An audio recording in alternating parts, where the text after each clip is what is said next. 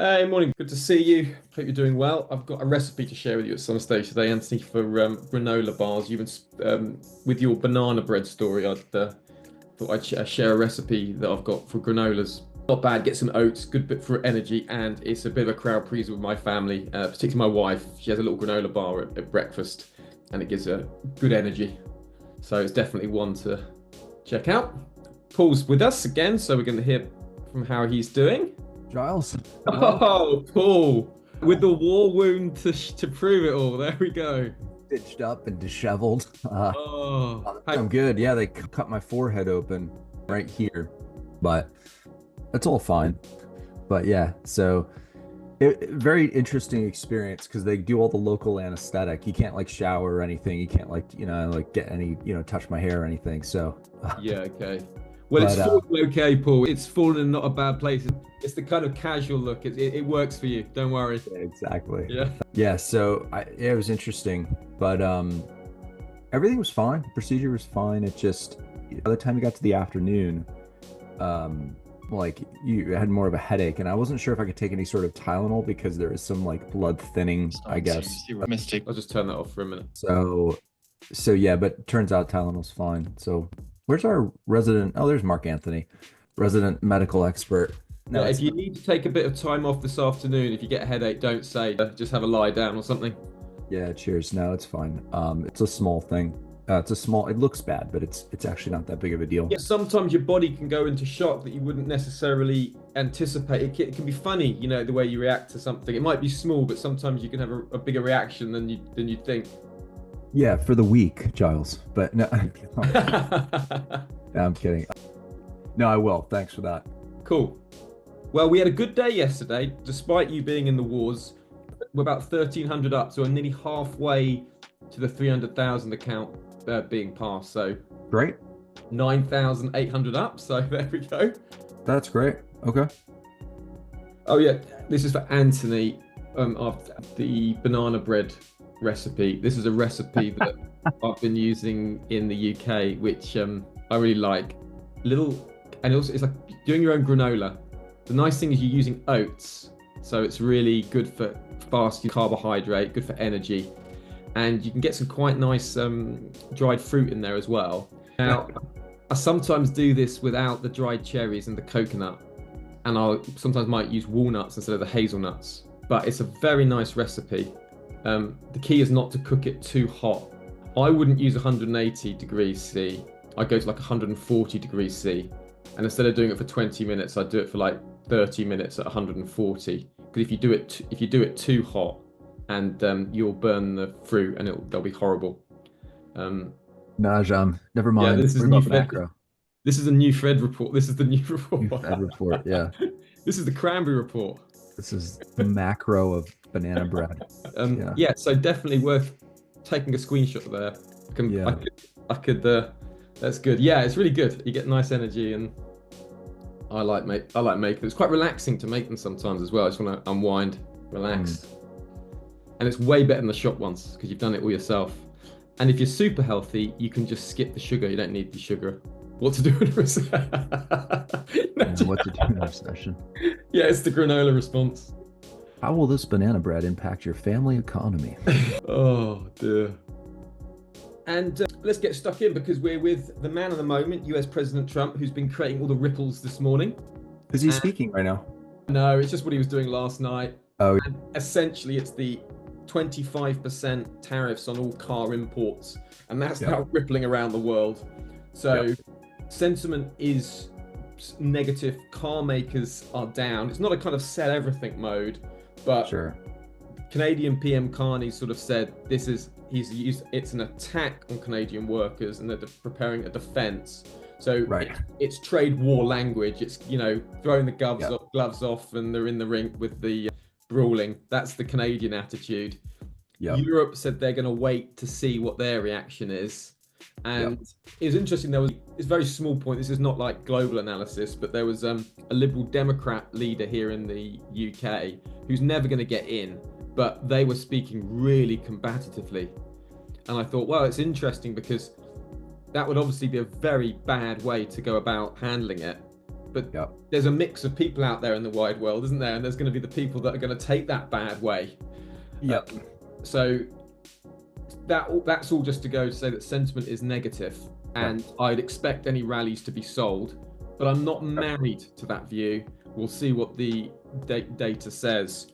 The key area that we looked at is that rising window from the 21st to the 24th of March. Yep. We've now fallen back into this key area. Yep. Decent support, and we've seen an initial bounce, but if this falls, then you're back into this range. Yep. So it's kind of the top. You can see here I've got marked. It's the top of these rising windows, which is the kind of the best bit of them. Yep. And you can just see we've hit the top of the rising window, bounced, weaker bounce, Right. Kind of. Yep. coiling. So I'm expecting either retest of that pivot point, then a sharp sell off, or maybe a slow grind, breaking through those lows and then selling off under there. That's kind of what my anticipation is in kind of the big picture. Yep. And also, if you look at the where is it? NASDAQ. Look, it's a bearish engulfing bar from the 100 exponential moving average. Quite commanding. It's only consuming 1 day of price, but still, that's negative. Bearish engulfing bar on the DAX. So Dow bearish engulfing bar from a swing point. So that's a nice reversal pattern that we're essentially seeing. And you've got a bit of dark cloud cover here in the S&P 500. So rallies up, expect sellers. The thing to be careful of is trying to sell into this is going to be tricky. So it's either like it's undeniable there's such strong volume we're breaking through, or it's a breakout, then look for the pullback. But it's a bit like on the 18th of December when we had this, and we're trying to sell into that heavy support. Here was tricky. But the rally higher found a sharp sell. So rally higher, confident sell. Selling from here, got to be careful. So that's kind of the big picture that I'm seeing. Okay. Looking at the E-mini inventory, negative from the overnight session. Quite range bound, caught in a tight little range. We've got some buyers here. This 5744 is quite a key area. And on the 15-minute chart, it gets a little bit easier to see the key area. This 5744 here with these buyers trapped here, and potentially this kind of area. So anything underneath that first standard deviation, breaking down through this value area low that we've got marked. Right. Yeah, it's not bad, but that's right into this gap area, which you can see here. That's all gap on the futures. And that top of that rising window here is the strong support which we've seen.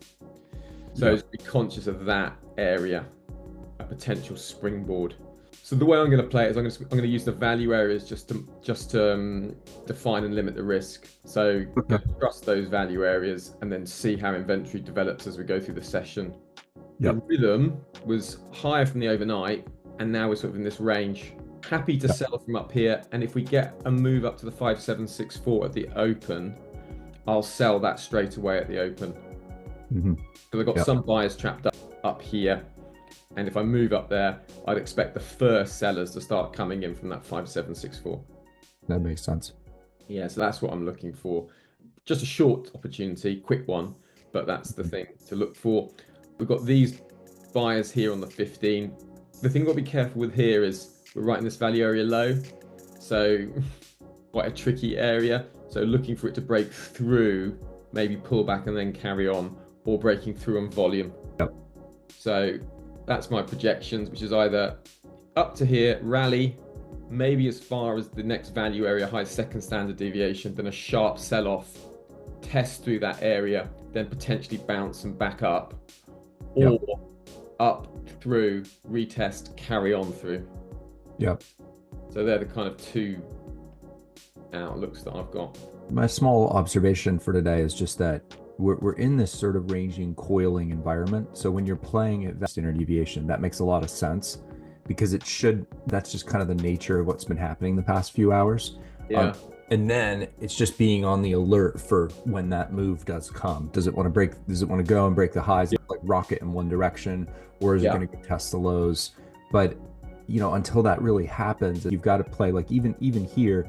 What are the chances it really stops and you get a little bit of a bounce off that standard deviation? Probably reasonably high, just because look at what's happened the past couple bounces, right? Yeah. And that's the kind of environment you're in. You don't have a big announcement, a news catalyst, sort of thing. Now, at the open, it could just slice right through. But I think you're right. It's kind of the gyrating way you play it until we decide to go somewhere. Yeah, and the only other thing to mention is we've got the PCE event tomorrow, which will be in a focus. That'll be big. Yep. So you could have a little bit of indecision until then. We've had the initial and continuous jobless claims data out.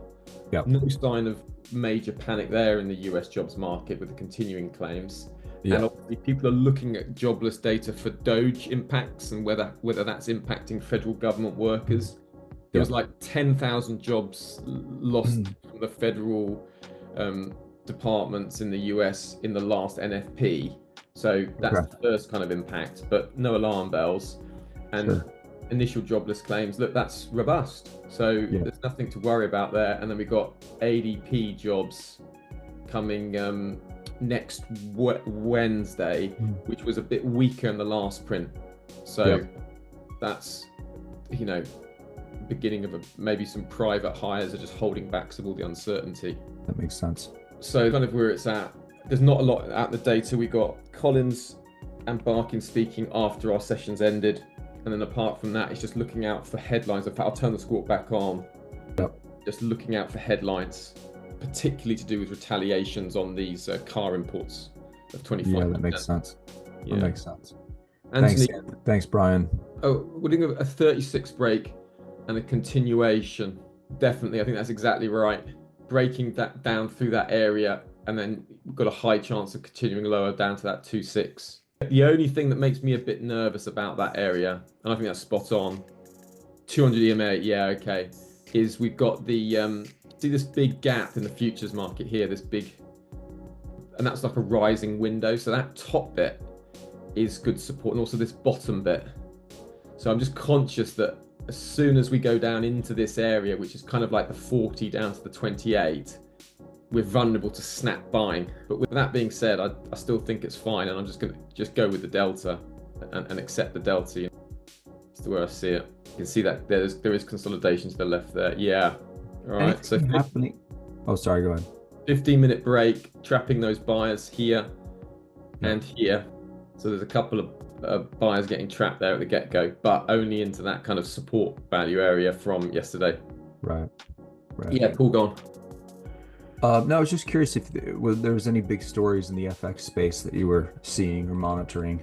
No, only the pound had a bit of movement on the spring statement and the slightly weaker CPI yesterday.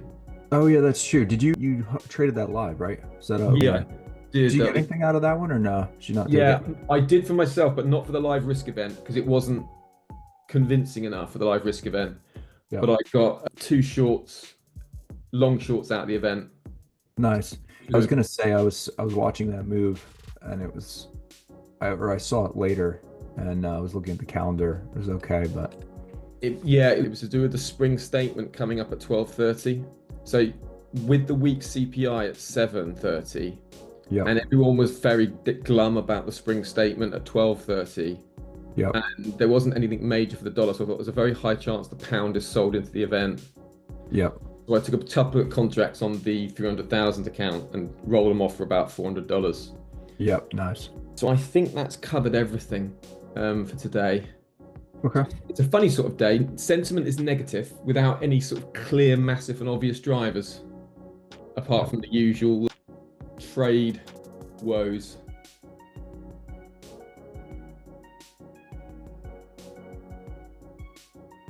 If I get a sell on volume, I'll go with it. That's quite a lot of negative delta. A few minutes before the open. Let's see, it's got to tempt me. Otherwise I'll just wait. Right, I'm gonna have a short on that. I've entered 2 positions by accident, so I'll close 1. Just a break with a bit of volume, see if I can get a quick rundown before the open. Oh, nice. Well, there's the run. Man, a little unusual, feels like, actually, just kind of straight down. Right, I'm gonna take a second sell from there. I like that, and I think that's a. See if we can get another little move. Right, got 1 minute, 25 seconds. See where New York wants to go. There we go. Nearly there. There we go. Close them out. Could get choppy around the open. So Yeah, nice one. let's see what we get.